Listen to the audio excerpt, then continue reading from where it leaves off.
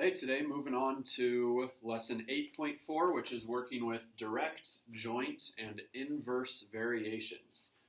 So first we're going to go through some vocab, talk about each type of variation. A direct variation is expressed in the form y equals kx.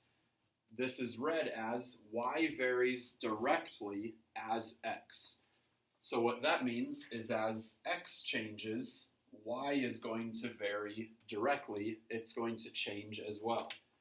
Now that k value is what's called our constant of variation. It's similar to the slope of a line. If you think of slope-intercept form, y equals mx plus b, this is very similar. It's just without that b part. Because with that b added or subtracted, that takes away the direct variation. So with just y equals k times x, that gives us that direct variation. Again, k is that constant of variation. Then we have joint variation, which is when one quantity varies directly as the product of two or more other quantities. The standard form of this is y equals kxz, which is read as y varies jointly as x and z. And you see we still have that k, or constant of variation value. Then inverse variation, as one quantity increases, the other quantity decreases. It is expressed by y equals k over x. So instead of y equals kx, y equals k divided by x, read as y varies inversely as x. So as we go through and do some examples of these, we're going to learn how to do it using those equations that we were given, or we're also going to be able to solve these using proportions. I'm going to show you guys both ways and leave it up to you which method you want to go with. So for direct variation, our proportion is y1 over x1 is equal to y2 over x2. For joint variation, we're going to have y1 over x1 times z1 is equal to y2 over x2 times z2. And then for inverse variation, so again, this is direct variation, joint variation. For inverse variation, it's going to be similar to direct, except we're going to switch our x values. So we're going to have y1 over x2 is equal to y2 over x1. So now that we know what each of those variations are, their standard equations, and the proportions we can use, let's get into some examples.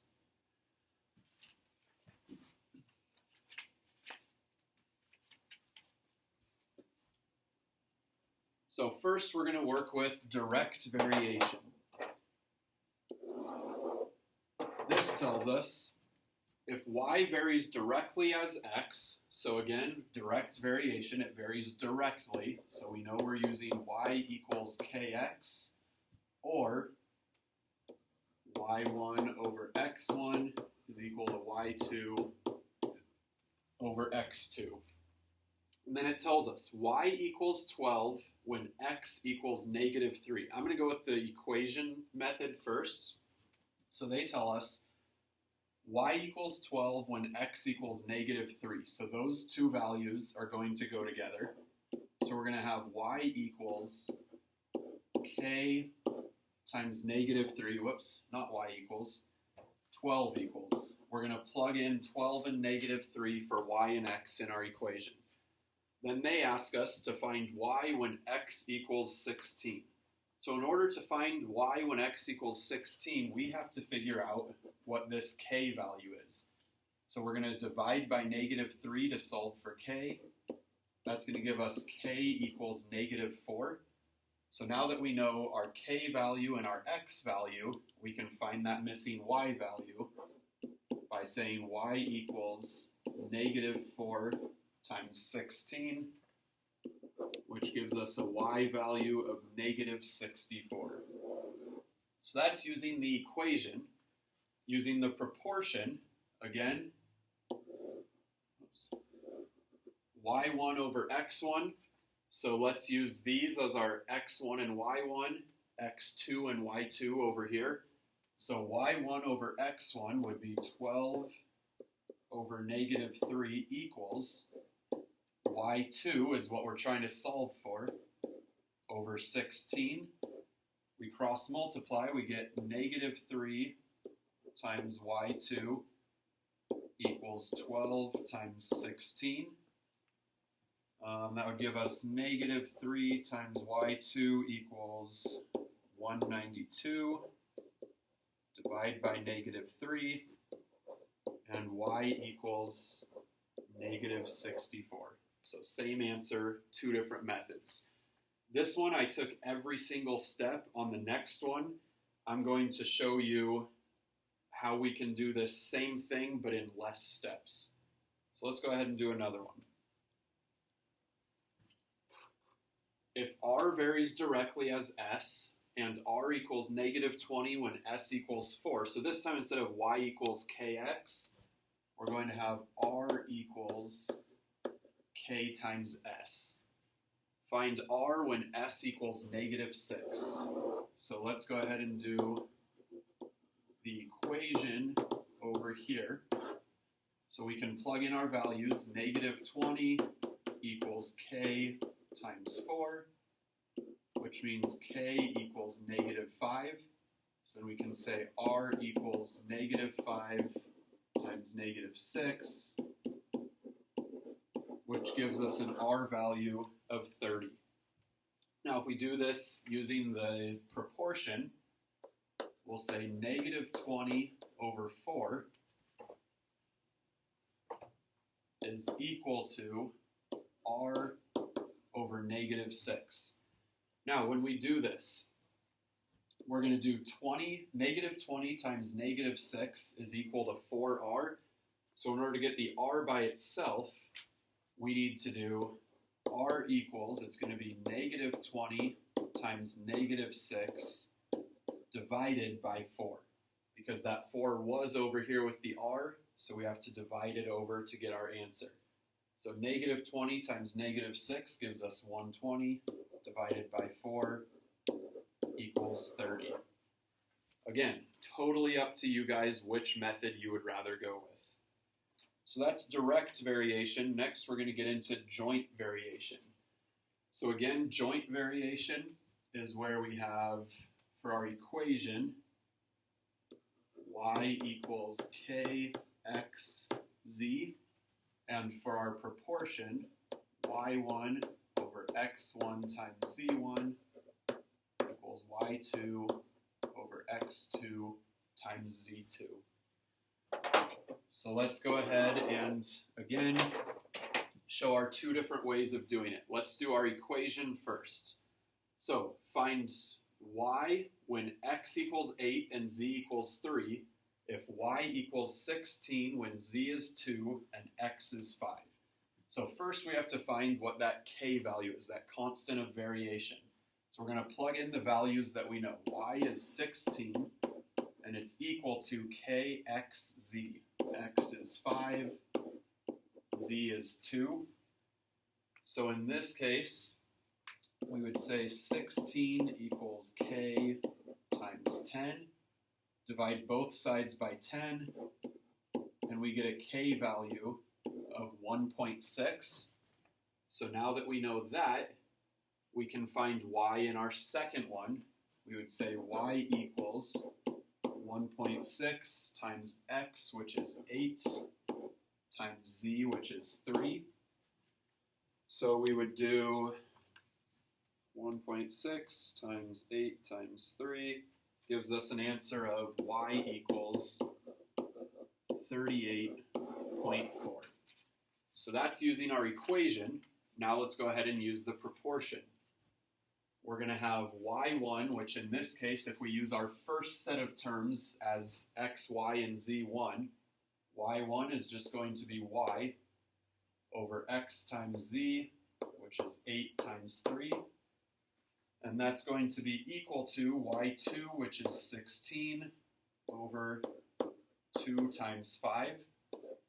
Then cross multiply.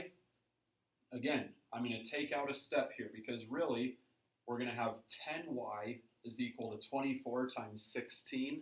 To get rid of that 10 from the y, we're going to divide it over.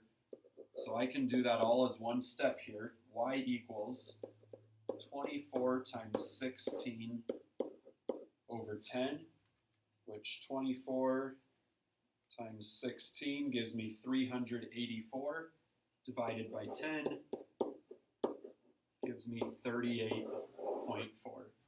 Same answer, different method. Let's do one more joint variation problem here. And I'm going to show it both ways again. I just want to make sure, I know some people will want to do equations, some people will want to do proportion. So I want to make sure you really understand what we're doing. Let's go proportion first here. R varies jointly as S and T. So here we're going to say R equals K times S times T. Or for our proportion, R1 over S1 times T1 equals R2 over S2 times T2. We know that the R goes on the left side of the equals sign or on the top of the proportion because it tells us R varies jointly. So R is the term that's by itself. So let's plug in the values that we know. R1 is 70 over 10 times 4, S1 times T1, and it's going to be equal to, we're trying to find the second R value, over 2 times 8. So here, cross multiply, we're going to have R equals 70 times 16, 70 times 16 divided by 40. So 70 times 16, divide that by 40, we get an R value of 28. Now, let's do another way you could write this. Instead of going to R equals 70 times 16 over 40, you could also do 40R is equal to 70 times 16, which was 1,120. Then divide both sides by 40, which gives us that same answer of 28. So even within solving one way, there's different steps you can take, different ways you can write it out to get that answer. So now let's do the equation method. We would say that 70 equals K times 10 times 4 to get that K value. So now we're going to do K equals 70 divided by 40, which is 1.75. So then we can say R equals 1.75, the K value, times S times T, which is 2 times 8. So 1.75 times 16 gives us an R value of 28.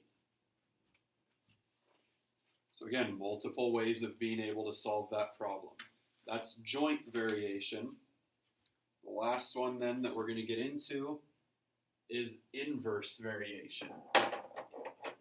So inverse variation, a reminder here, we would say that y equals, instead of k times x, it would be k divided by x, which in this case, since we have r varies inversely as t, instead of y equals k divided by x, we would say r equals k divided by t. So let's go ahead and do the equation method. R equals 18 when t equals negative 3. So we're going to plug in those values. 18 equals k times negative, or divided by negative 3. To get k by itself, we need to multiply both sides by negative 3. So if we go ahead and multiply both sides by that -3. That's going to give us k equals -54. So now we need to find r when t is -11. So we can say r equals -54 divided by -11, which gives us an answer of 4.9. I rounded that one to the nearest tenth. If it doesn't tell you where to round to, go ahead and just go to the nearest tenth. So now proportion, this would be y1 over x2 equals x1, equals y2 over x1, or because we have r and t here, this would actually be r1 over t2 is equal to r2 over t1. So let's go ahead and plug our terms in. Let's use this as r1 and t1. So we're going to say r1 is 18 over t2, which will be that t value, -11. And we're going to set it equal to r2, which we don't know, over t1, which is -3. So when we cross multiply, we get -11r is equal to -54, which gives us r equals 4.9. One more of these, and then we're going to be done for today.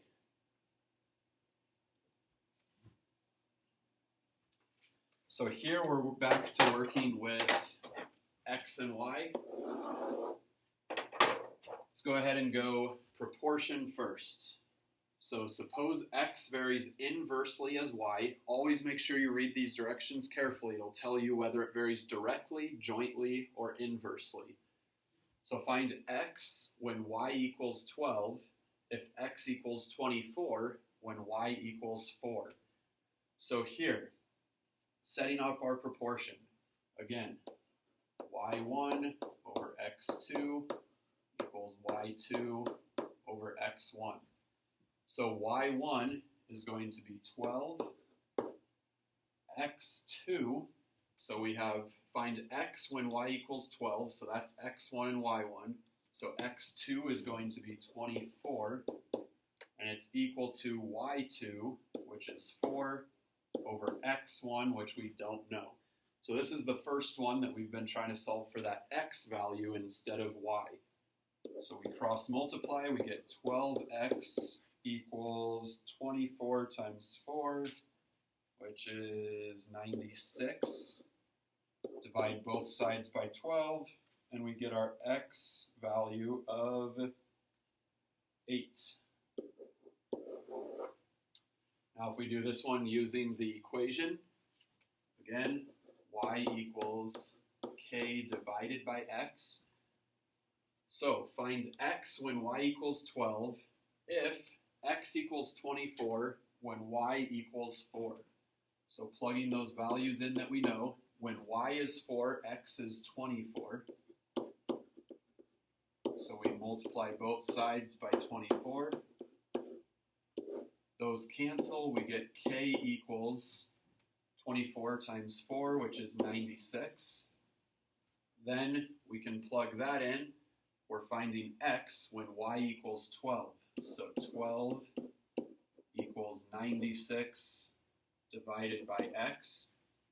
We multiply both sides by x. We get 12x equals 96. Divide by 12. And x equals 8. So hopefully this assignment is a little bit of a break from the last few. The last few assignments have been a little bit more challenging and a little bit more work, but this one, just really, it's up to you whether you want to use those equations or the proportions. Either way, as long as you set them up the right way, you'll be getting the same answers. But yeah, that is what we are doing. There's your homework assignment, just 15 problems to do with this. Again, feel free to reach out if you have any questions at all.